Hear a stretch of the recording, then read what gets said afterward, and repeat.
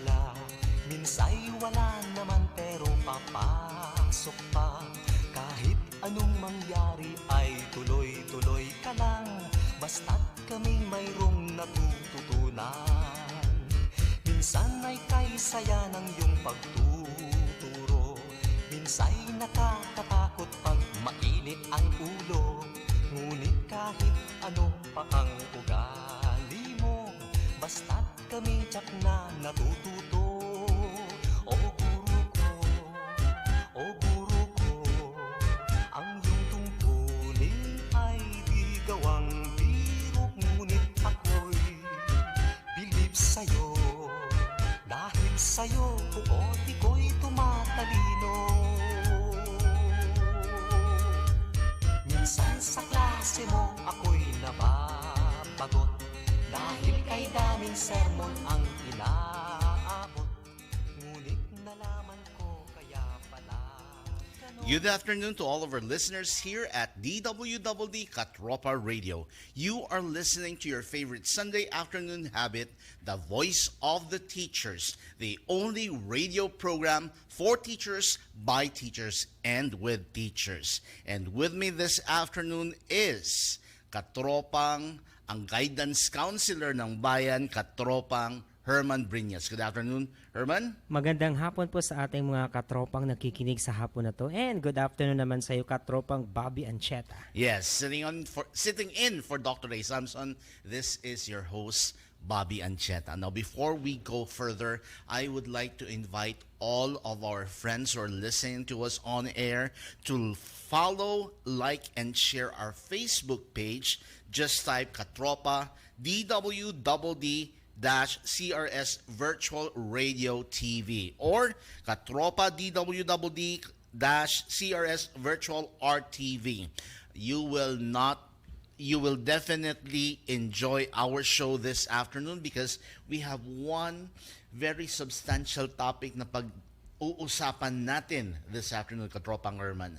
But before we go to that, we would like to thank our AFP officials for providing us with a platform where teachers can discuss issues and concerns related to education, learning, and teaching. Sino nga ba itong mga officials natin, Katropang Herman? Yes, Katropang Teacher Bob. So, pasalamatan po natin ang Secretary of National Defense, si Sir Delphine N. Laronzana, EFP Chief of Staff, General Noel Clement, and Brigadier General Ernesto Castro Torres, Junior AFP, CRS AFP Commander, and also Major Luzelle Lara, Group Commander of Media and Civil Affairs Group and DWDD Katropa Radio Station Manager, and also DWDD Katropa Radio Production NCO, Sir Jeffrey Malimban. Thank you very much to all of our officials.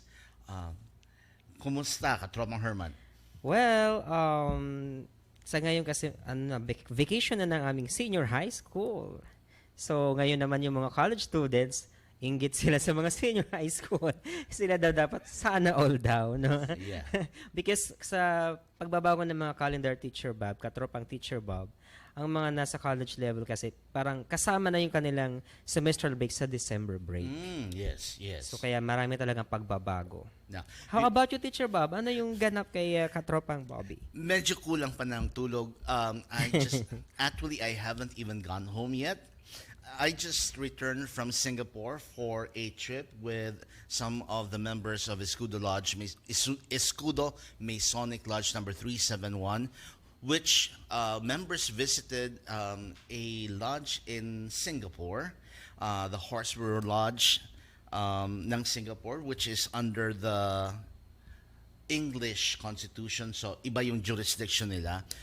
We would like to thank the members of the Horseshoe Lodge number 7533, mga brads namin, sina Paul Eric Riodique, Benedict Andino, Christopher Regudo, Dexter Barcenas, Tim Gantalao, Keith Poliran, Ben Cortez, and also Singapore Lodge number 7178, Rod Cruz, Chris Hipolito, and Limuel Cueto. We would like to thank you for your very warm welcome sa mga members of the Escudo Masonic Lodge number 371 of the Most Worshipful Grand Lodge of the Free and Accepted Masons of the Republic of the Philippines.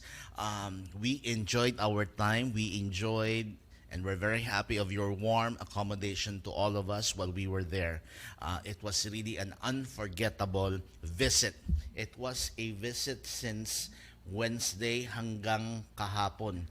Yung iba naiwan pa doon, but I had to come back, of course, because today is also the third examination day of the 2019 bar examinations. Wow, good luck po sa mga straight from the exams. airport, dumiretso na ako doon sa Lacson where our headquarters are ng MOLA, Masons Order of Law Association Incorporated.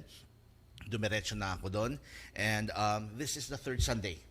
So Yes. there is still one more Sunday to go before I'm sorry, before the end of the bar examinations. And thank you, Teacher Bob, at nakasama kita dito, no? Because sa sobrang dami nating activities, no?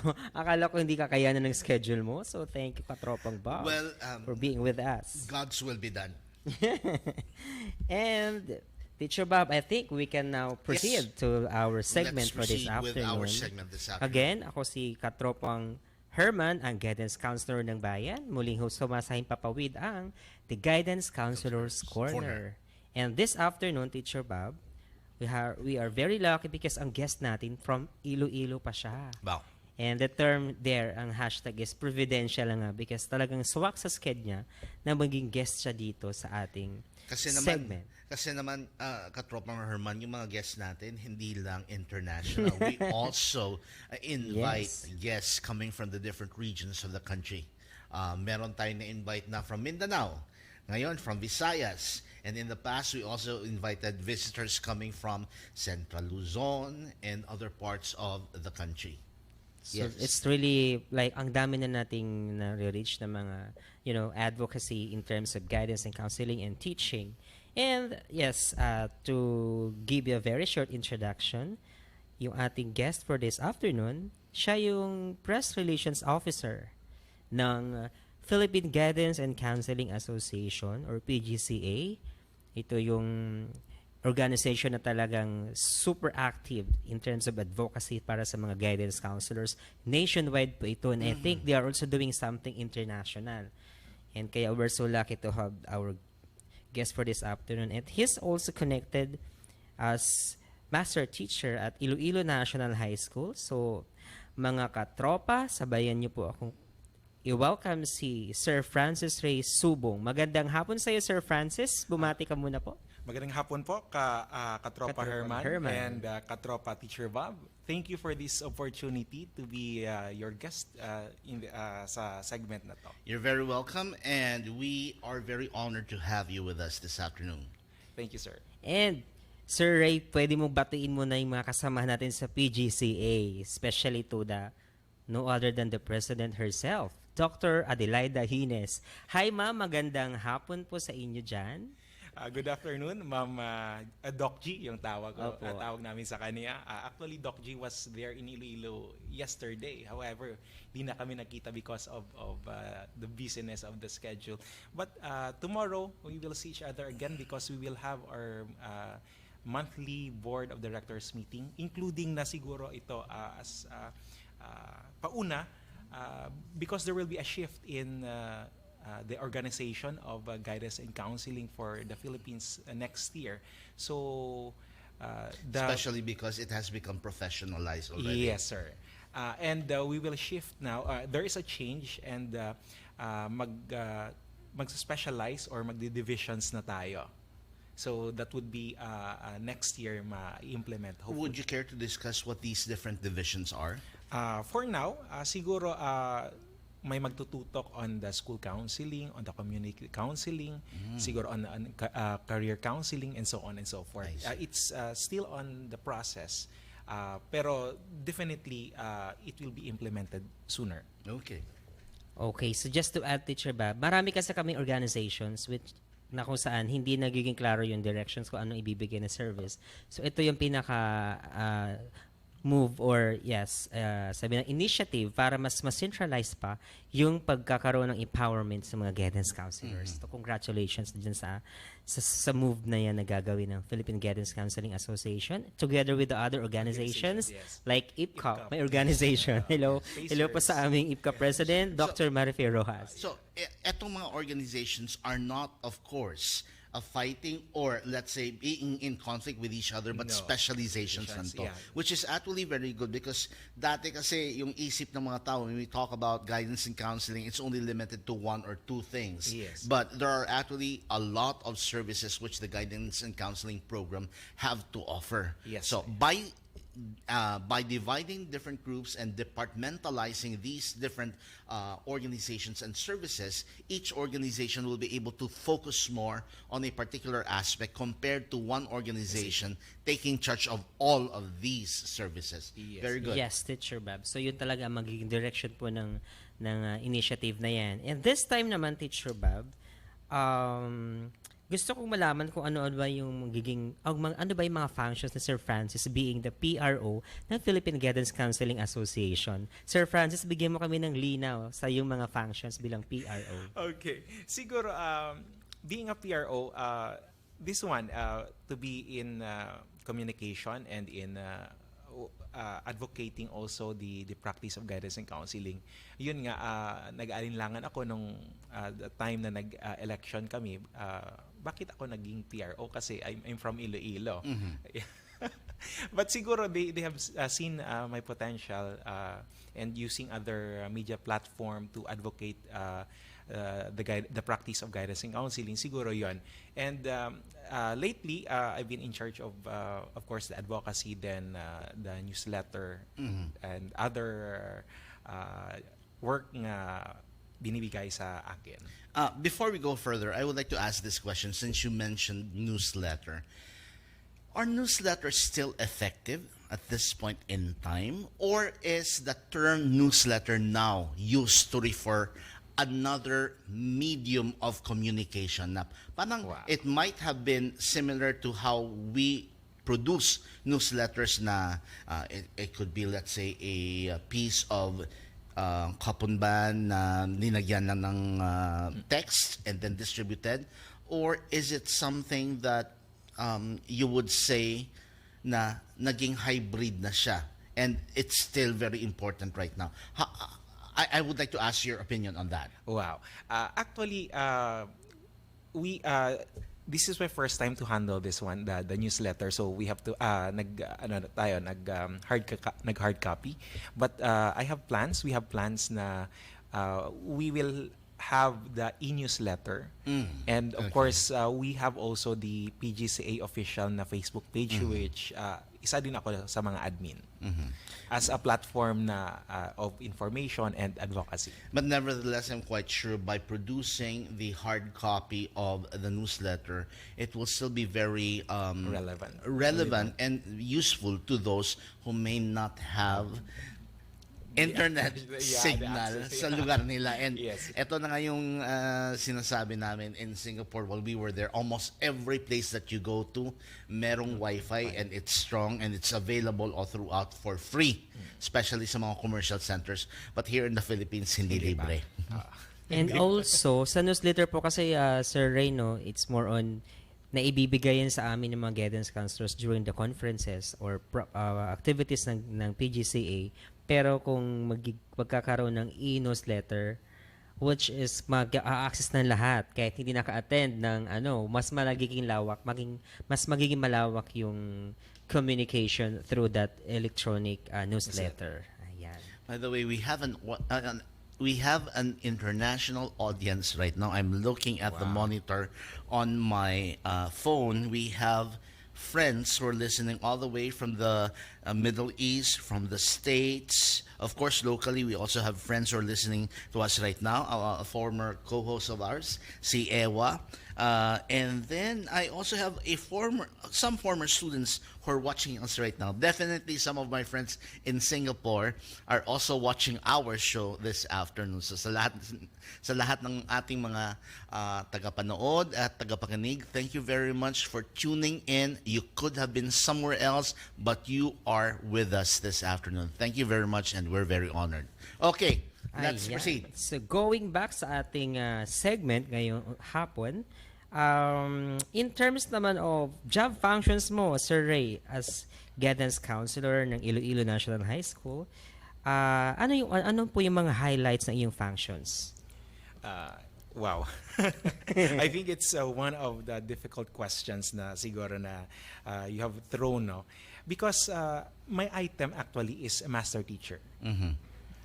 Ito yun yung sinasabi. Yes. Yung kakulangan ng budget na teachers will have to wear different hats. Yes. Well, okay. Let's talk about Justify. muna sa side ni guidance kasi Yes. I've known din yung sa side ni teacher. Kasi for example, as guidance counselors, we are career specialists. Yet right now with the system of the public basic education, ironically, walang career progression for counselors. That's why for example, sa aking side, I opted to apply as a master teacher kasi I have or I will have kumbaga leeway for career progression compare sa guidance counselor na hanggang guidance counselor 3 ka lamang. Katropang Herman, etong radio program natin talaga is the voice of the teachers. This is now giving a platform for teachers, for educators to also share their thoughts, share their ano yung sa loobin nila, because that's true. Being an HR practitioner as well, I know that if you are going to be placed or assigned in a position where you are not growing, you will not really survive and you will act out. Parang meron kang tendency mag-act out na since you're dissatisfied with where you are, you eventually will also not perform well. Yes. Parang magre-retrogress ka. So, by sharing your thoughts, hopefully we have some people who are listening to us who will eventually support the need to provide for a course, a career path for guidance counselors in schools. Yes, Teacher Bob. Kasi for example, as a master teacher, nasa senior high school ako and nasa humanities and social sciences ako na area. But lately, because na may kakulangan kami ng teachers sa senior high school, kinuha yung designation ko as guidance counselor over my job function as a teacher. And on the other side, sa side naman ng mga teachers, for example, for those schools na walang guidance counselors, this is an additional task or let's say coordinatorship or ancillary services. Actually, a few weeks ago, there was this Facebook post na nag-ask what are the 2 top concerns ngayon ng teachers sa DepEd. And actually, based on that thread, nakikita or makikita natin na the ancillary services na nagiging burden for us teachers. Please define what you mean by ancillary services. So this is the work over the top of what they do. For example, syempre pag teacher ka, you are magtuturo ka, you will have your DLL, your DLP. You prepare for the grades for the assessment. That's it. What's the difference between ancillary and auxiliary? Naging crispy yun. Hindi, parang naging-busy ako. Because we remember before, yun na nga, sa AFP sinasabi nating WAC. You have the Women's Auxiliary, yung letters yeah, nakalimutan ko. Yes, WAC. Pero yung term na auxiliary, that means it's an addition, it's somewhat like to complement, to help. So, when we talk about ancillary services, sinabi mo nga na Parang it's on sumanga top. siguro. Oh, Oo, it's on, parang it's on sumanga. top. An addition. An addition. So, it's just, it's something that we need to look into as well. Yes. Okay. Ayan, so going back, medyo doon pa lang, ang dami na Ang dapat dami hugot, ano? pag-usapan, katropang Bob, no? Now, let's proceed. Intro pa lang pala yun, to the topic of our segment. Diba? So, we have heard about the news na talagang may kakulangan yung guidance counselor sa Philippines, especially in the public school system nga. And in relation to that, sa inyong opinion, Sir Ray, no, ano yung pinaka-best solution sa scenario na yan na may kakulangan nga yung guidance counselor sa Philippines natin? I would like to quote siguro ang the thought of Director Alvarez, the CHED Regional Director of Region 10 during or last October when he spoke sa mid-year convention ng PGCA doon sa Cagayan de Oro. Sabi niya, you make your profession attractive. Mhm. Okay. You make your profession attractive. The need or yung concern sa kakulangan ng guidance counselor actually revolves sa career progression. Not only in, siguro the main chunk is with career progression. The secondly is the appreciation and yung how do we value guidance counselors. That's true. Kasi for example, mag-segue muna ako sa value and appreciation. Last week may Child's Rights Summit Yes. na yung DepEd. Actually doon lumabas na yung mga bata hindi pumupunta sa guidance counselors kasi ginagamit parang sinasabi sinasabi sa mga bata na pag pumunta ka sa guidance counselor nakakatakot. Kabaliktaran. Which is yun ang advocacy. Kabaliktaran. Na dapat yung ginagawa ng guidance counselor is he or she is a person na kakalinga sa mga bata. The guidance office is a safe space Yes. and not a place kung baka na parang haunted room. Aha. Na parang for example may nag-share din nung time daw nila parang tinatakot sila. O saan mo gusto pumunta sa principal's office or sa guidance office? Parang mas kinakatakutan pa si guidance compare kay principal. Which should not be. Yan, that's on the appreciation and the value of guidance counselors. Now, on the career progression, this one should be answered even or from the policy level. Yes. Kasi salary grade 11, 12, and 13.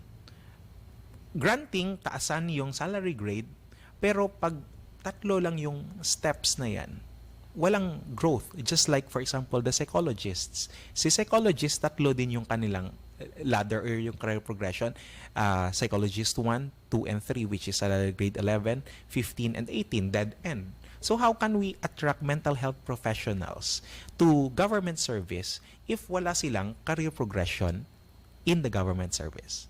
So I think that's the first concern na the government should address.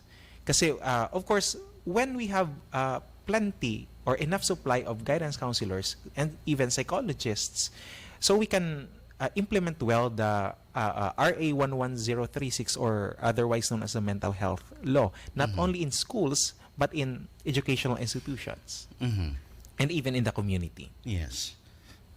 I think that's very important because, again, coming from an HR background, Yes.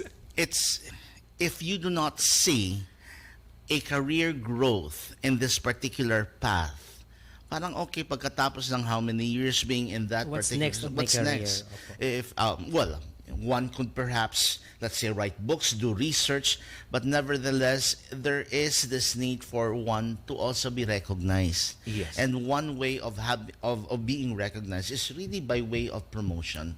Yes, sir.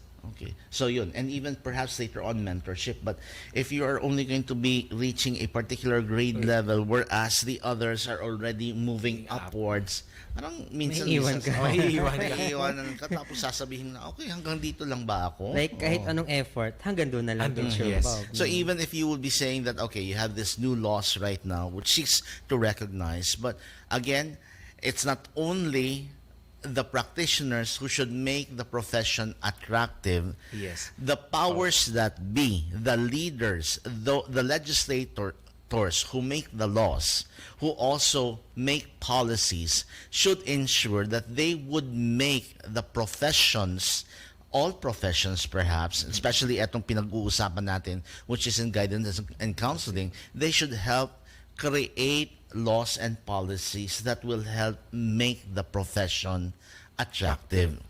Which I think isa nga yun sa movement. Yes. I mean sa initiative na ginagawa. May gusto pong bumati si Sir Kenneth C. Villaruel watching from Iloilo Province. Wow. Pabati daw po Sir Herman sa ating mga kasamahan sa guidance profession. Hello kay Ma'am Lori Ann Ladiao, Tadchado, Guidance Counselor 1, Miyag Aw National High School, Esther Mi Villa, Guidance Counselor 1, January National High School. Wow.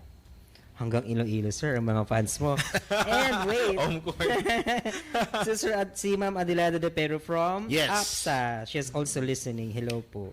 And also, one of our board of directors sa PGSA National, Ma'am Annie Sanggalang, ating treasurer. Hello, hello Ma'am po ba, Annie. Ma'am Annie? Ingatan niyo po lagi ang yaman ng guidance council.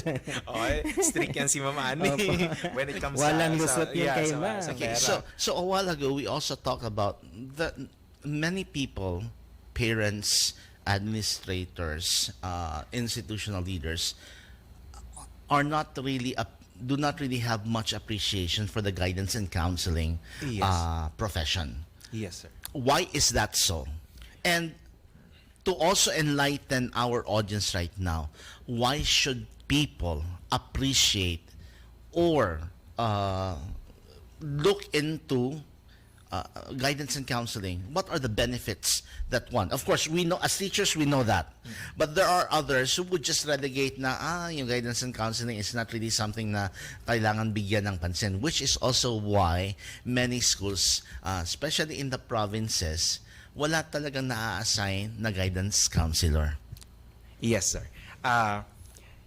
Teacher Bob, kasi there are example school division offices. That's how we kumbaga nahati-hati yung sa DepEd. Yes. Actually, there are other school division offices na wala silang guidance counselor within their division. Because walang budget. Walang aplikante at walang gustong pumasok. Kasi it will go back again with the career progression. They would better go to SUCs or to private institutions. Okay. Now, Okay, let's make that differentiation. You said there are no applicants in the DepEd, which is the basic education. Yes. And we are referring to K to 12. K to 12. But there are others who would rather go to the SUCs, that's state universities and colleges, because mas merong progression doon Yes. compared sa DepEd. yes. Okay, at least klaro sige. yan.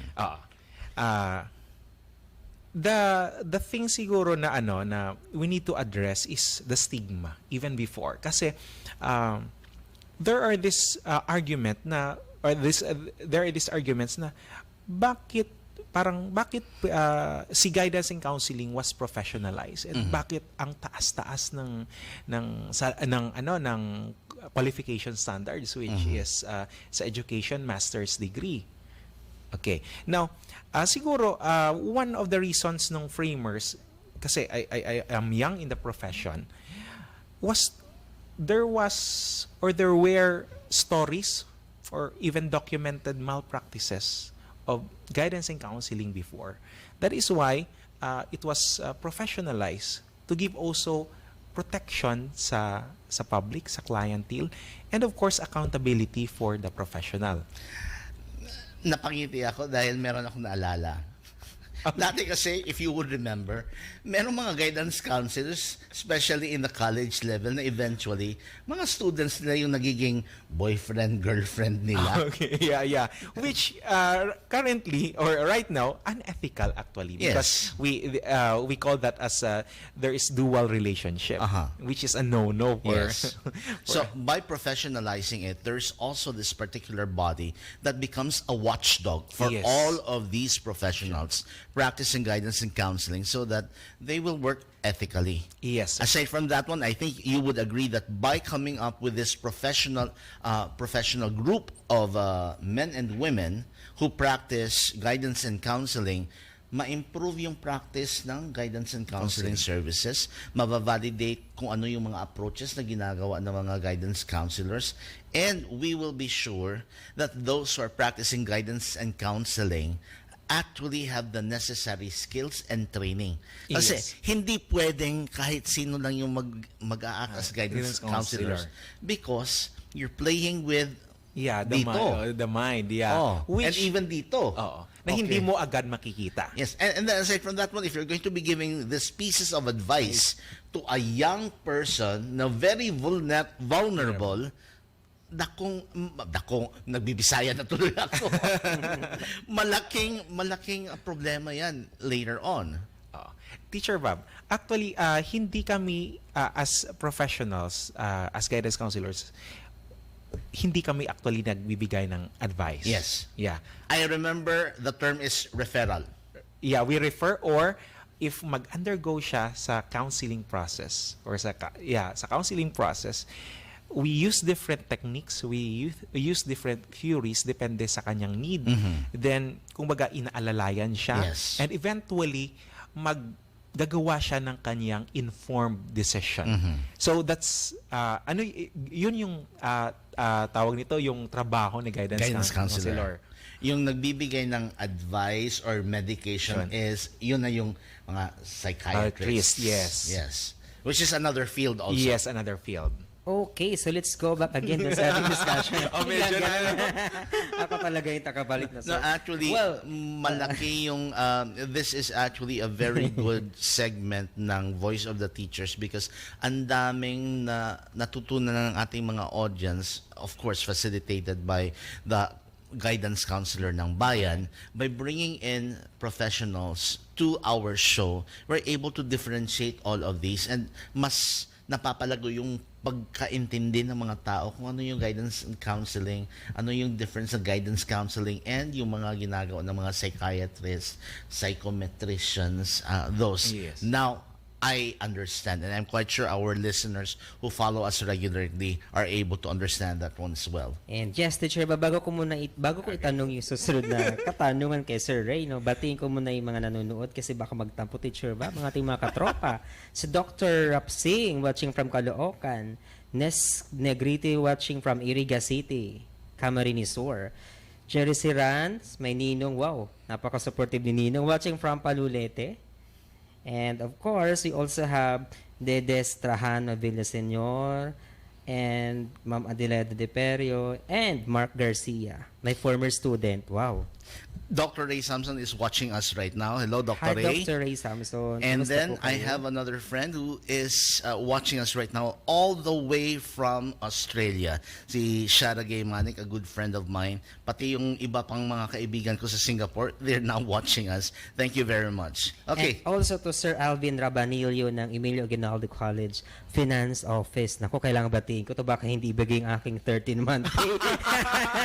Lago tayo, Teacher Bob. Ayan, let's go back sa ating usapan. Yun na nga, ang scenario kasi, Sir Reyno, so kulang na nga kasi ang guidance, ang RGs, yung license. Yes. And then, we all know din na may mga nakalagay doon sa pwesto na hindi pa rin naman talaga license. So, the question there is, ano kaya sa tingin mo ang parang necessary for them para mag-perform din sila ng maayos in their particular positions? Wow. Yung non-license. Malaking ano to, na pag-PGC question to. Actually, that's the concern we have to address a few years ago. Kasi before, there were in the government service, there were incumbents to the plantilla position of guidance counselor. So hindi naman natin sila matatanggal because of the civil service law. Yes. Eventually, some of the heads of offices would parang transfer sila sa ibang items. However, if we have the case na hindi siya RGC, hindi siya licensed counselor, but occupying the guidance counselor position item or plantilla item, syempre hindi niya magagawa yung trabaho ni guidance counselor. In the name, guidance counselor, but of course, you could not function as a guidance counselor. And again, when we say RGC, that means Registered Guidance Counselor. Yeah, that's true. If the person does not have the proper training, does not have the license as well. Yes, Teacher Bob. Okay. Now, I would like to, I'm quite sure we have a lot of questions, but I'd like to go back to our discussion on the alternative approaches in guidance counseling. So, before we go to that one, yung sinabi natin kanina, what is the common practice right now? And then, what are these alternative practices in guidance counseling? Or what are the services Yes. in the public basic education? Okay, sige. Let's start siguro as a general, no, as a counselor. Si guidance counselor, yung tool niya or kanyang armas is the guidance program. Okay. And the guidance program has different services, just like the counseling, psychological testing, career guidance, information, referral information, research, and individual inventory, and others. Okay.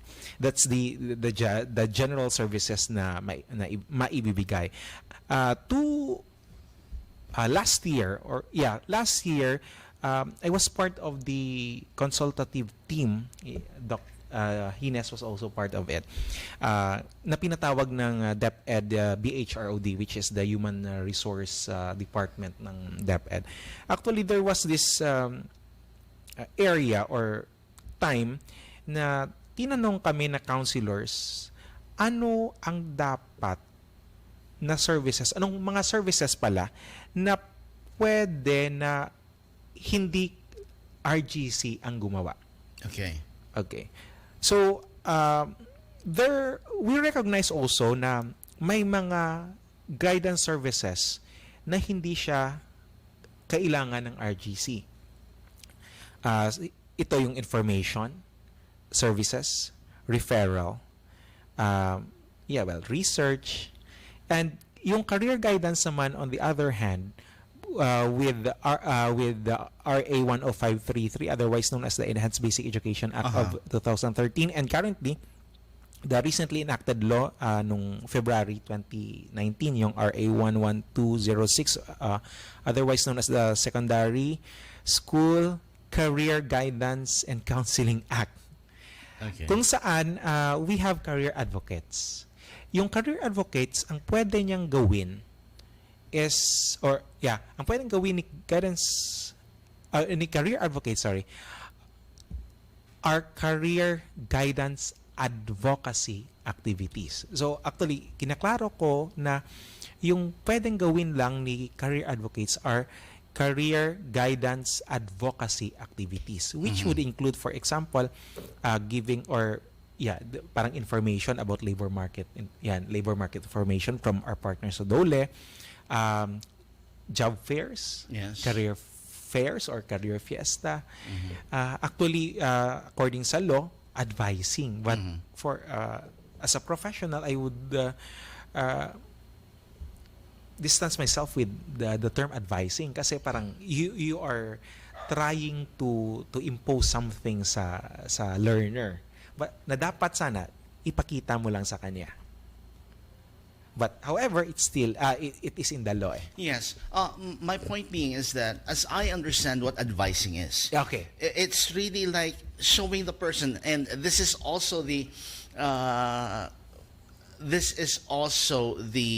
lexical definition of guidance and counseling. Na what a guidance counselor does is provide information, allow the person to decide later on, but you ensure that you provide correct information.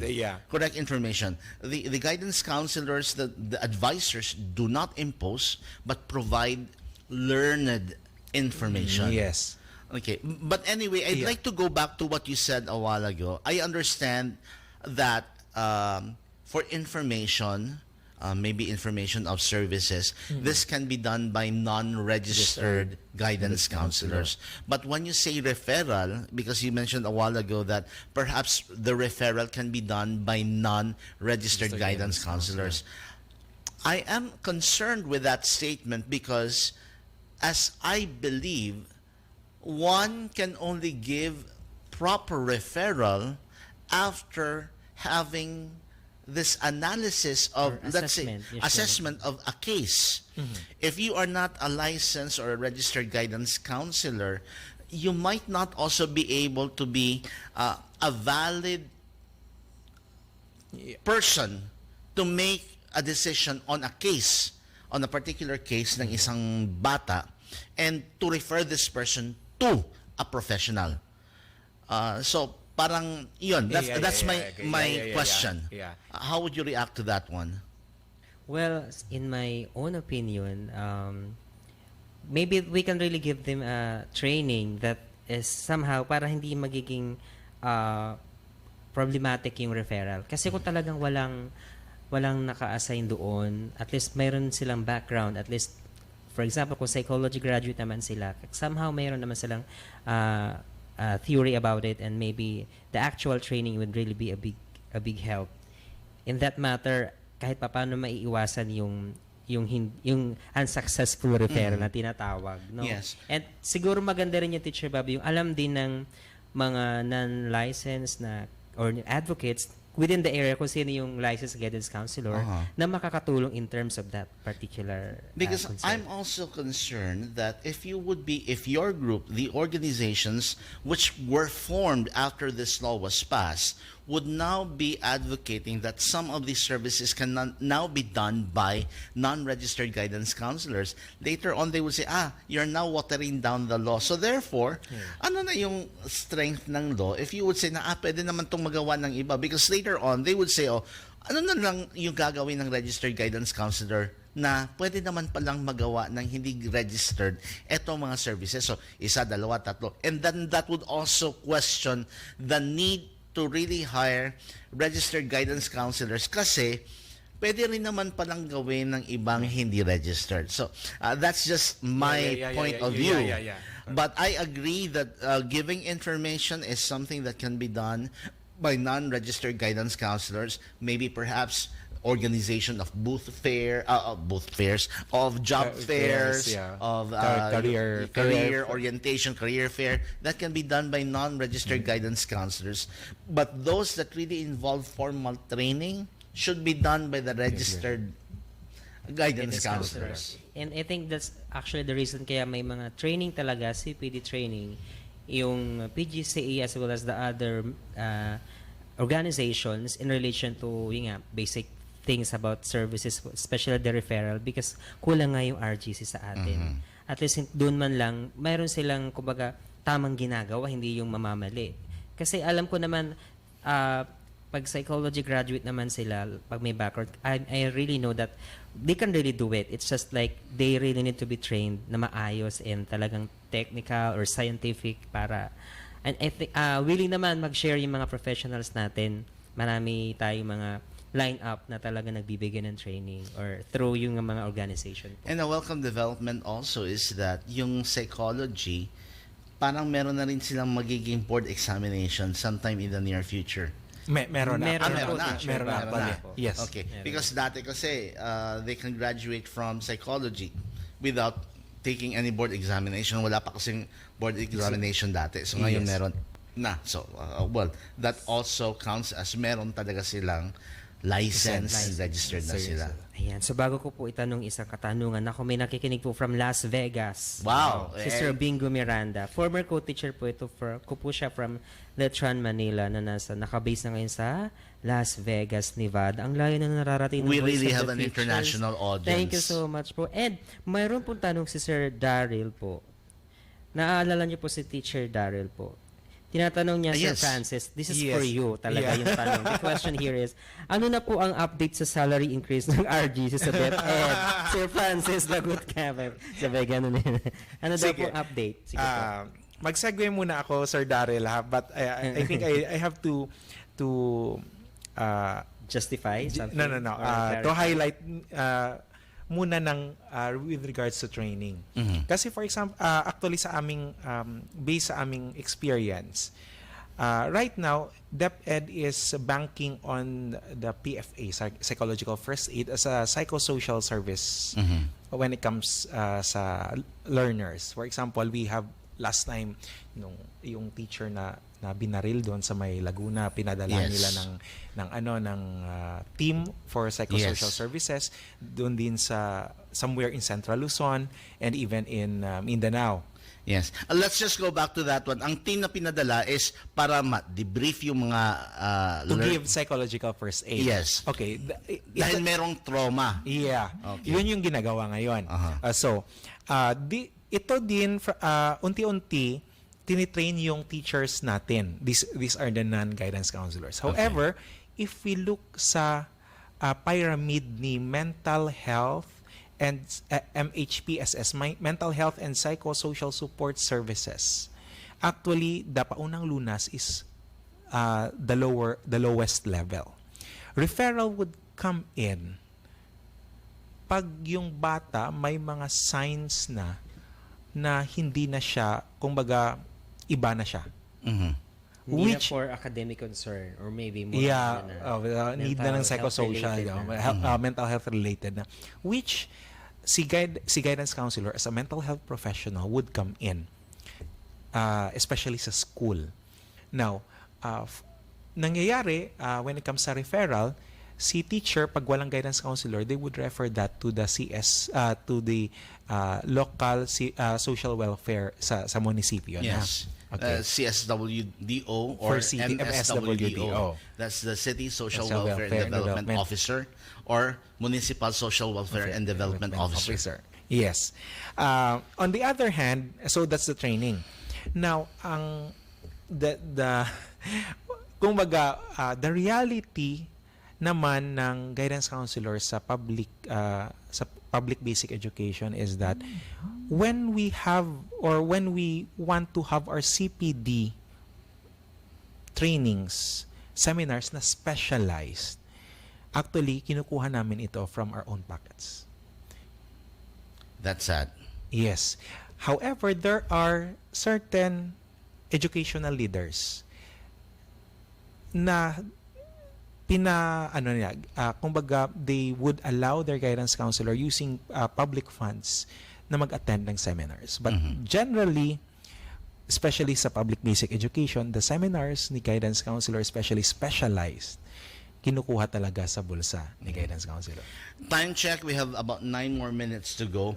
Let's go back to our discussion. What are the alternative services? So, And let's focus in one service siguro, yung in terms of assessment or assessment would you po. call that as an alternative service? Hindi talaga yan one of the general services? The scenario po, Katropang Bob, is that we have guidance services in the private school that sometimes meron din tayo sa public school, and generally yung assessment or yung evaluation is meron din naman pareho. So gusto ko i-focus kasi isa po ito sa pinaka-major na issue sa sa counseling services eh. So para mabigyan linaw ni Sir Francis kung ano yung practices naman in terms of assessment or evaluation sa basic education. Since we have 9 minutes. Sa psychological testing, since if wala kang guidance counselor registered, how can you purchase? Kasi pinapurchase yung psychological testing materials. Oh, yes. And you could not give that, or you could administer that and interpret that without a proper training. Yes. And without a license, you could not purchase that easily. Mhm. Now, example, sa aming school, kasi we have registered guidance counselors and we have registered psychometricians. Yes. So, yung PTA namin, sila yung nagpa-fund para bilhin yung mga psychological testing materials. Please explain why these are very important dahil maraming tao Yes. hindi nakakaintindi nito. Including yung instead of let's say yung mga psychological tests, kinukuha nilang dina-download, nagbabarrow na lang. Tapos yun yung ina-administer na entrance examination or mga exam. Pero these are not the proper Yes. materials, these are not the proper tools because kailangan designed for specific purposes and maybe for different scenarios yung mga materials na gagamitin mo. Okay, please explain. Yes, Teacher Bob. If yung mga doctors natin, they need the laboratory results to really be sure kung ano yung sakit mo. Counselors or mental health professional, for example, just like the psychologist would for example, for psychologists, they would have psychological assessment. For counselors, they have this psychological testing, which would aid the counseling session kung ano yung need ng bata or ng client. So the results would give the counselor a better view how to handle the case of a client. Mhm. So that's psychological testing. Yes. Now, if wala tayong psychological testing materials, wala, parang it seems na kung ano lang yung observable, ano ang sinasabi ng client, which maybe, Parang you're just punching in the dark. yeah, parang ganon. Ako naman yung take ko dito is more on why not apply naman yung parang research-based naman yung technique like Yes. creating checklist or rating skills that is Pwede naman. based Pwede naman sa research approach naman. Kasi nga hindi naman kailangan standardized na Standardized. lagi. Ang Which, meron yeah, naman mga standardized experience yung na sinasabi ko, observable yeah. and checklist, pwede naman siya. Pwede. Yun naman yung pinaka-take ko po dyan sa part na yan. So, tandaan nyo po yan mga katropa nating mga guidance counselors sa basic education in the public school. So You can that's- do that. That's an alternative approach as Yes. well. Yes, an alternative. Not just using yung mga tools. Na standardized. Yes. And teacher, babalikan natin yung tanong ni Katropang Daryl. Okay. Kumusta na daw po yung salary? Ano yun, update sa RGCs ba yun? For or now, sa wala guidance? pang kasi wala pang we have siguro update. wala pang update. It's still in the process kasi yung inuuna ngayon ni DepEd, it seems the teacher. So we have the last pronouncement na may teacher 4, 5, 6, and 7. For guidance counselors, wala pa. It's still nakalodge sa DVM. I don't know. Wala pang update. But for legislative action, we have right now a House bill filed by the Congresswoman Franz Castro and the rest of the Makabayan Bloc na they want or this bill gusto nilang taasan yung salary grade ng mga counselors. But there are also other legislators na may bill na kung saan dapat may psychologist yung school, etc. On the other hand, sa Senate naman, yung Senate bill ni Senator Lito Lapid, which is the parang parallel bill nung sa House ni na Congresswoman Castro. Okay. Let's just make that clear. Yung ina-advocate or yung sinusulong na increase ng sahod ng mga counselors are for the guidance counselors and not counselor na konsehal. Yes. Yeah, isa pa yan. Isa pa yan. Kasi sa spelling pa lang, maraming Yung sa sound, yes, sa sound. especially sa Filipino, you have the counselors Counselor. who give counsel. There are also counselors who are the elected kagawad. Yeah, mga konsehal. And Teacher Bob, nakikinig din po si Dr. Sheikh Hoxton. Oh, ang yeah. dating- Yes, Hello, Dr. Dr. Sheikh. Yes, opo. And si Ma'am Jet Chua, Dean ng School of Education namin, na Yes. nag-present ng paper sa Italy. Yes, I know. I Yes, so- also saw her picture. Ma'am Jet, thank you very much. And also, thank you very much for the invitation to visit Emilio Aguinaldo College sometime in the near future. She again invited me to conduct a training for teachers as well. Kaya pa ba? May isa pa tanong si Katropang Daryl Shoot. eh. Ang sabi niya, Sir Francis, ano po ang stand nyo sa update po from DepEd na plan nilang gumawa ng non-teaching post, halimbawa admin assistant, to handle the guidance office kasi walang mga counselors? Nakaka-challenge yung mga tanong ni Katropang Daryl ah. Okay lang yan. Actually, ano From naman yan. DepEd po si Yeah, Katropang yeah. Daryl. siguro the public should know that in 2016 there were 3,454 guidance counselor to plantilla positions na was created. And right now, if we gagawin natin yan into figures, it would cost around 1 billion pesos, which unfilled yung most of the 3,454 guidance counselor 2 positions. Actually, from our end, we are requesting the DBM and the DepEd to crush and build these 3,000 items kasi yung budget allocation niya is more than 1 billion. Gumawa tayo muna ng guidance counselor services. We just reclassify kasi there were 2 regions na they were able to reclassify yung guidance counselor 1 na position or guidance counselor 3 naging guidance services specialist, which nandyan naman sa DBM IOS, which is kumbaga lahat na plantilla positions items nandyan sa IOS. So yun yung request namin, pero until now wala pang update. On the other hand, may nagtatanong bakit yung Region 7 at Region 9 nagawa nila ang ganong reclassification. Including Region 9? 9 and Region 7. Okay, I come from Region 9. Okay. Actually, if we go back to RA 9155 sa kanyang IRR, nakasaad doon na actually it's in the power of the regional director na gumawa to approve the structure eh. Okay. So I think that's yung ginamit ni Region 7 before sa leadership ni Director Heruta, and right now yung sa Region 9. Okay. We don't have much time anymore. We don't have time anymore.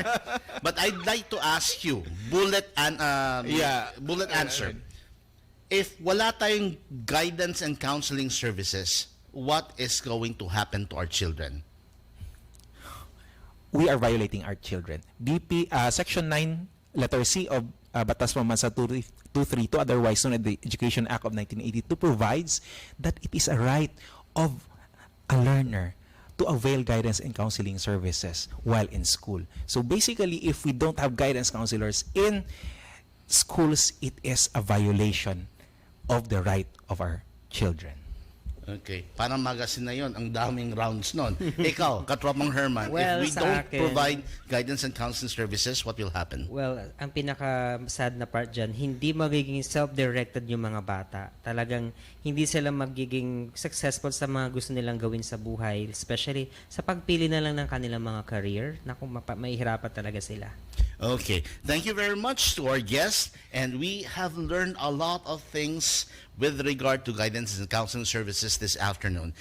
Before we go, I would like to again thank our friends from the Horseborough Lodge of Singapore, and also their worshipful master, Dustin Wilbur, and also of the Singapore Lodge of Singapore. And Thank you Teacher very Bob, much.